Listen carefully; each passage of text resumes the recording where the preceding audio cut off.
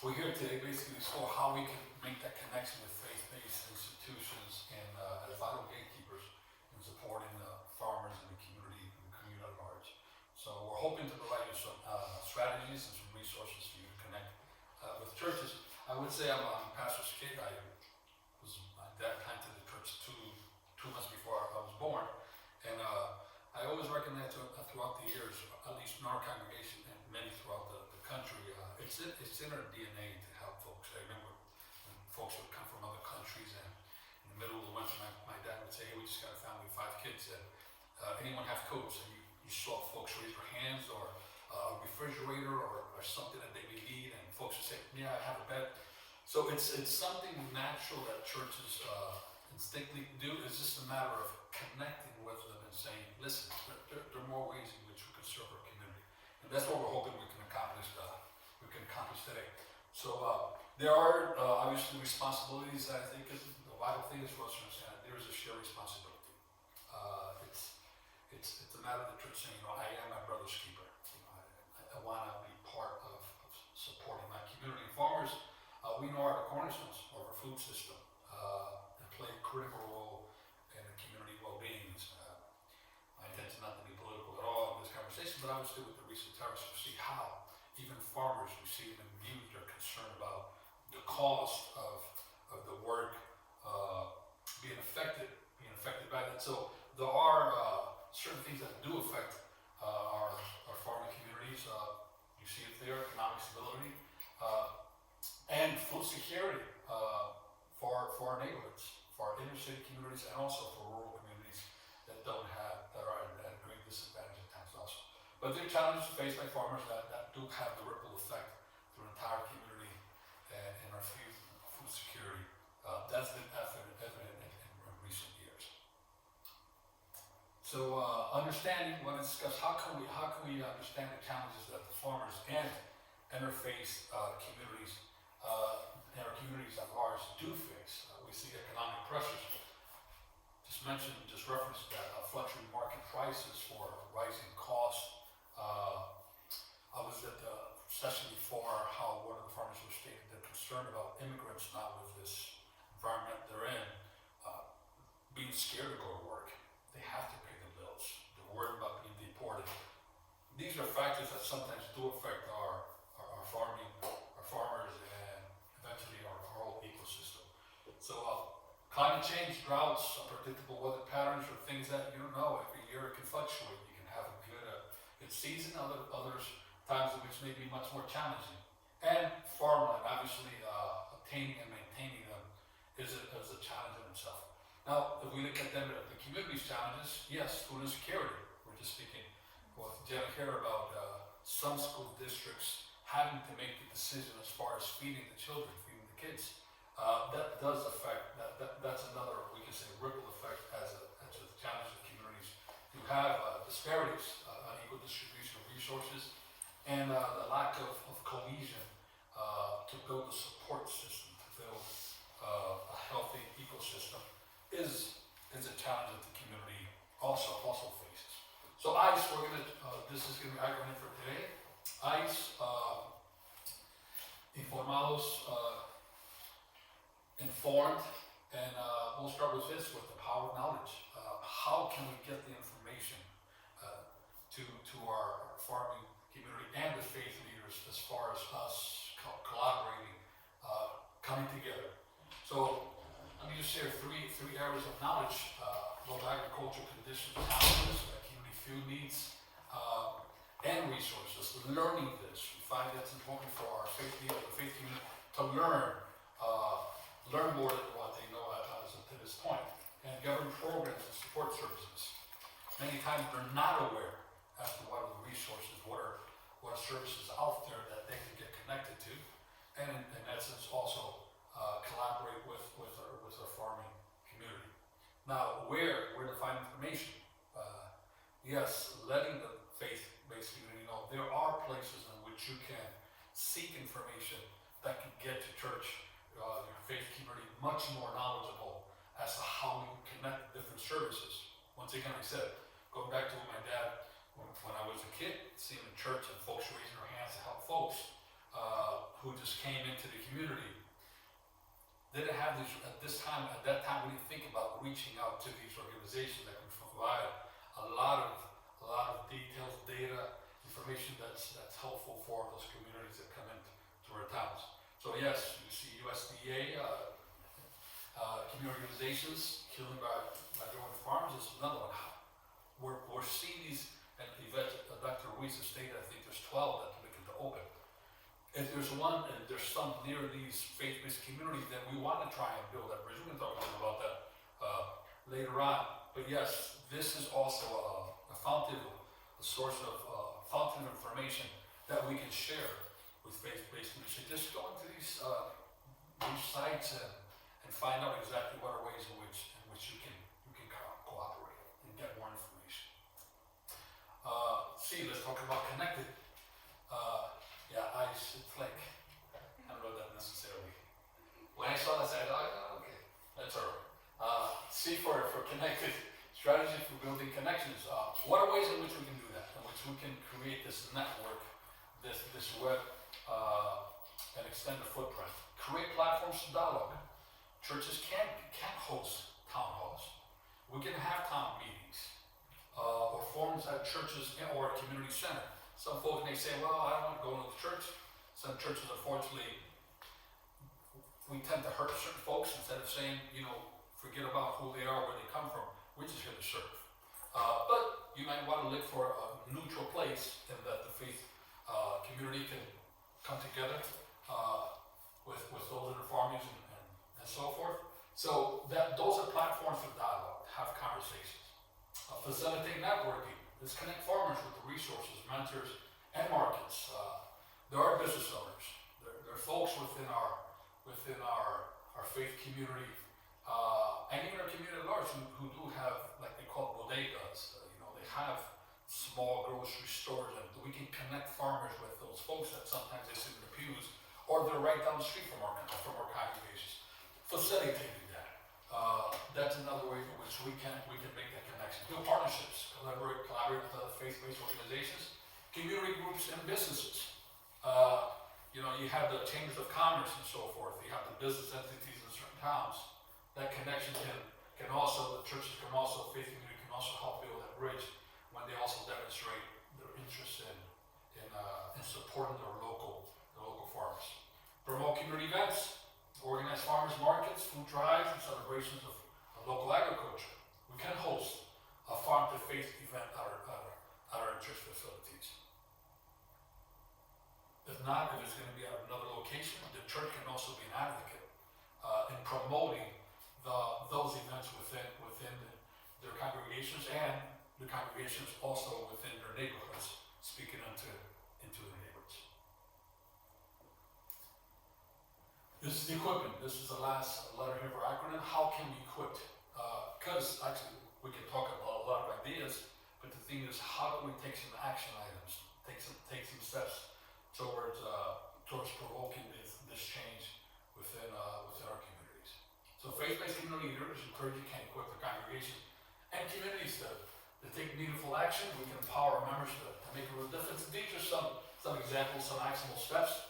Volunteer efforts, food drives. These are things that we can do. I remember our church was till about 6 months ago, every other week in the town of East Haven, they have the Shoreline Department of Health. We managed to connect with them. We said we would like to get some food to the community. 50%, actually 60 to 70% of the food that we gave were vegetables from local gardens, and we partnered with the Connecticut Food Bank. They were able to bring some food down, and we did that. Unfortunately, the town, they decided to go another direction recently. I guess they found another location. We're sad, but we still have some of our volunteers who created a connection, and they're still serving in the new location where they're now serving the community.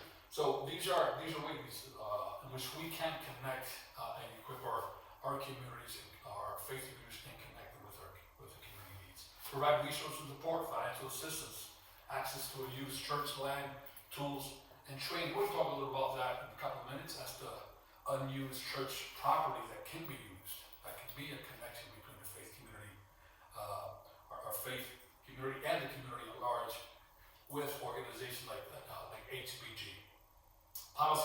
I'm very hard here for about a minute or two. We have no idea the impact that advocacy can do. In Connecticut, we have our faith-based community. We have, 300 churches that we represent in what we call our NACLC Connecticut chapter. We've been advocating, like you said earlier, on education, education equity, immigrant students, and so accessibility to grants and so forth, funding. And right now in our state, we're looking to incorporate this as one of our platform issues. Because we have three points. We have life, religious liberties, and biblical justice. But under life and biblical justice, we find that these two directives that we have in the state, this falls right into it. Quality of life. Our kids, our families be able to receive a nutritional meal. We're saying this affects the quality of our lives. If our kids are able to eat healthier, they contribute to our farming industry in the state of Connecticut. Why not then at the State House, us reach out to our state legislators? Give you a quick example. Jen is out in Willimantic. We did education advocacy, sat down with about 25 Sunday school, kids church leaders, pastors, and so on, come together, 8 churches, we brought them together, 25 folks in the basement. We asked them, do you know who your state rep is? 75% of them didn't. They said, well, after we did a presentation as to what's happening with our Latino kids in the state not graduating, they got your phones. They went, Representative Johnson. So as you know, we're advocating for minority recruitment and retention. Take out your cell phones, pop this, I don't think we had a QR code at that time. Say, put this information, we give them a piece of paper, they made a phone call, they were during session, and the next, 2 weeks after that, or about 2-3 weeks after that, I'm out of the state conference, and my phone's blowing up, and I answer it. They said, listen, Reverend Hernandez. I said, listen, everything okay, Sean? Actually, Sean Madison, the chief of staff for Mayor New Haven. I said, Sean, what's going on? He was working with us on education equity. I said, what's happening? He says, listen, the bill passed overwhelmingly, but that's just not it. Representative Johnson rarely gets up and speaks on education, and she stood up and she says, Mr. Speaker, my constituent, he said 25 people sitting down in the basement of the church. In a session that she talked about advocacy, we're able to move her to push her button and in her mic speak as to what we can do. So there are opportunities in which we can do that. They have a captive audience, and if we can connect that partnership, what can we do here in Connecticut and beyond as far as affecting legislation? Yes. I just want to add a quick plug that advocacy can also be extended to putting pressure on private companies, especially, like local level businesses usually do the best that they can, but larger corporations like Target, and just like, a lot of them have to call out Target specifically because I showed them that. But, if you're mad about something, you can just email their generic email, and it takes 2 minutes, and government's not the only. Yeah, it's all about big plug for that. challenging to be responsible neighbors, that can contribute to the local, not economy, but the community's well-being at large. Yeah, excellent point. Sorry to interrupt. Yes, nice, excellent, yes. Raise awareness, educate community about the value of local grown and transform unused church land to produce productive healing gardens. This initiative is what we're speaking about with Dr. Ruiz right now, and I'll tell you the truth. I somewhat feel ashamed, and we're trying to do the same thing. My wife and I just planted a Spanish ministry in East Haven, the Church Grace Fellowship Espanol, and we're saying we're not going to be a church within walls, we're going to be a church without walls. And we have a big plot of land in the back, and we're coordinating a meeting with Dr. Ruiz and our pastor. Our church is actually half a mile from our house. So we have a homeschooling, they call House Barrel. They don't do homeschooling, but it's parents come in for a hug with the kids. And we have Rangers, which is like a Boy Scouts in church. And we have a girls ministry, so like Girl Scouts in church. We get about 50, 60 kids that we service. And we're going to start having conversations to have these kids go out and cooperate, visit her garden, learn what she's doing then, but then speak to her senior pastor about the possibilities of using that. We believe, and I'll get to that point, somewhat a little embarrassing saying that the churches have the most underutilized real estate, I think, in the country. churches used to go on Sundays. Our church we have Wednesdays and we have Tuesdays. The rest of the week sometimes there's nothing happening. We have land that is not being used. How can we build that bridge between both? I think it would be a great thing for us to ponder and see how we can make those connections. So there are possibilities there by raising these awareness. Okay? Cultivating hope, utilizing church land for food security. Here we go. Plots of land that are accessible. Potential uses of church plots. Healing gardens. Hey, if you, our church has started something called Trauma Healing Institute. We're working with American Bible Society in Philadelphia and healing folks from trauma in the communities. We started what we call a small group. It's just not the Bible, but how can we heal the community? Imagine adding this component to a church that's saying those folks in the community are hurting and need a place to come and heal. And you won't be criticized or pointed at. You're just going to be served. That's building a bridge between the community and the faith, and our faith institutions. So educational places, teaching spaces that promote healing. If you want to do some type of trainings at the church, speaking, building a bridge, and there's a room that can be held, let's say before spring, February, March, 2 or 3 months, in which you can use it on a weekly basis to have some type of workshop or training for the community. And you can reach out to the community newspaper or the town hall and say, hey, we're going to have a space. That's another excellent way in which we can use church property for impacting our communities. Do you see benefits? Increased student access for vulnerable populations, strengthen community bonds, opportunity for intergenerational learning, that next gen, that emerging generation, connecting them, savings in grass maintenance fees. Hey, it could all work. There's benefits in both ways by trying to implement these action items.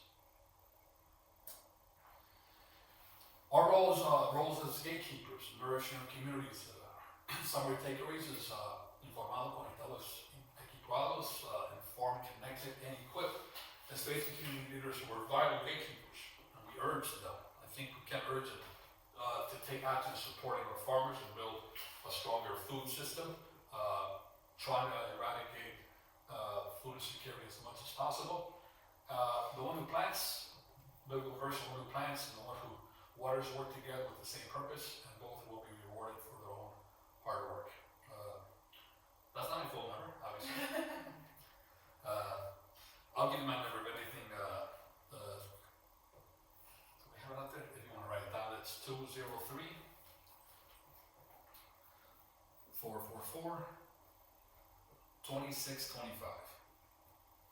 Feed those around them. Sometimes you're trying to reach the world, but there are folks dying right around us. And churches tend to focus on foreign missions and sometimes forget domestic missions.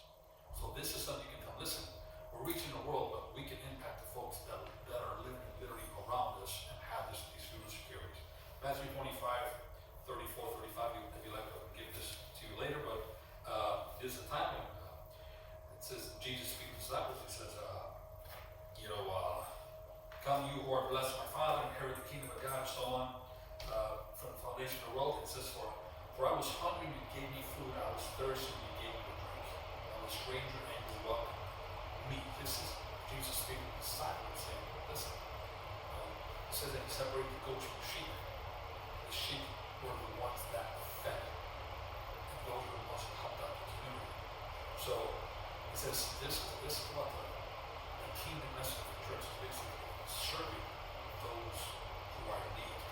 The last one's in Acts 6:1, and I tell the folks when I go to different parts of the country that the first gospel of the church was birthed in Acts chapter 6, when we had Jews and we had Gentiles. And the Gentiles who were receiving the gospel from the Jews said, time out. You guys are preaching the gospel, but you're forgetting about the widows, orphans, and needy. The first good gospel that broke out was, you're just talking about heaven, but you're not worried about folks on earth. So in you being able to share this with pastors, that it's a moral imperative that we have as a faith-based community, it should put us in check to recognize that we got to move beyond the four walls and stay in the hands of church services and public activities. Right? Take an extra minute. I don't know, we had Q&A for a couple minutes before we go. Yeah, we can do like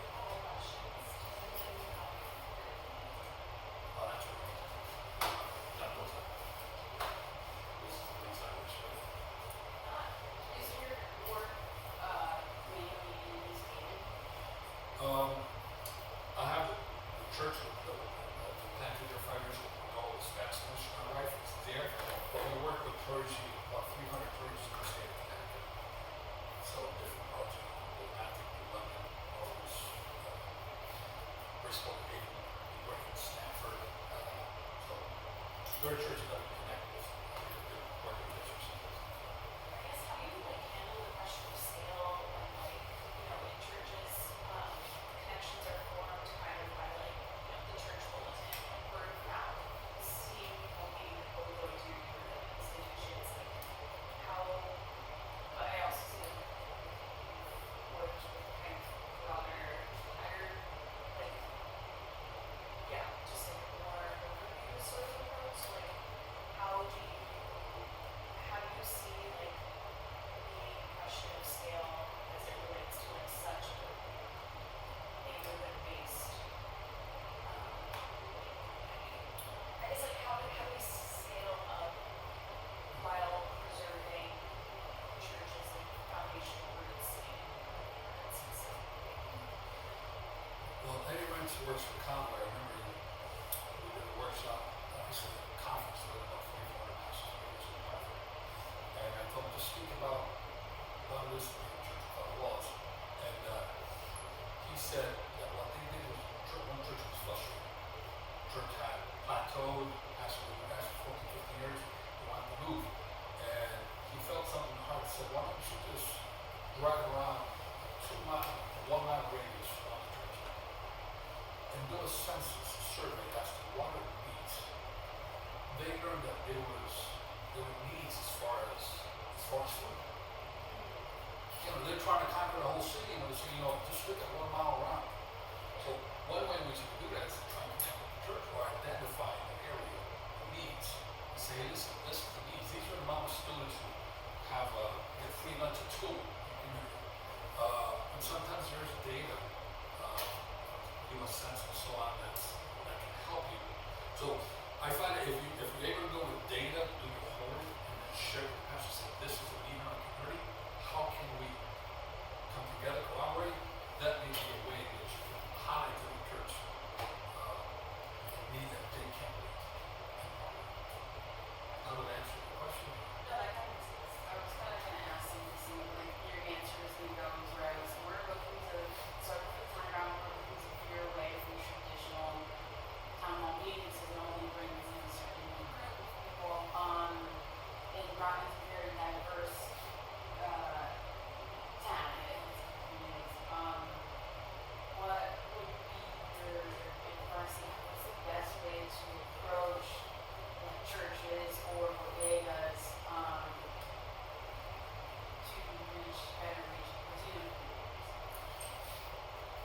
There's actually a church you mentioned, Ron. He actually lives in the park. We should Ron. A friend of mine, Mel Rodriguez. His wife works at a Catholic charity organization here downtown, and they give ESL. They help folks get their citizenship and so on. He was telling me a few weeks ago, they're starting to incorporate programs within the church to reach the community. They have a nice big park in the front. Reaching out to them, I can give you his contact information. You can reach out to them and say, you know, there are things here that we can possibly put together. And that's a church that I think we can put on 75 cars from. So I can just imagine feeding or doing some type of program there on the property and connecting with them. So, yeah. I need to get your but just thinking about like Act 6. So the next verse there is like the solution. So it's like because the widows bring a collective in the daily distribution. The advice is to appoint widows to the committee that is helping with the distribution. And so I would say like it's really cool to have people who are affected by the issues being part of the solution as well. Our Spanish ministry, when we were doing the food distribution every week, we got 2 families attending the church that came through the food distribution. It wasn't unintentional, but they only spoke Spanish. The pastor said, hey, we have a Spanish ministry on afternoons, you can join. Now they're joining the families. So yes, every church, or most of the churches, have what they call the mission department. They send foods, you know, the big wells in Africa and so forth. So speaking to them about you have foreign missions, but how about doing domestic missions? How can we support you in trying to do something to impact? There's another verse that scripture comes to mind. She says, Jesus says, you know, go first to Jerusalem from Samaria to the ends of the earth. It says basically start from Jerusalem, start from home. Don't try to go to Samaria at the end of the world. We're going to home first. So that's another coach. You see, what can we do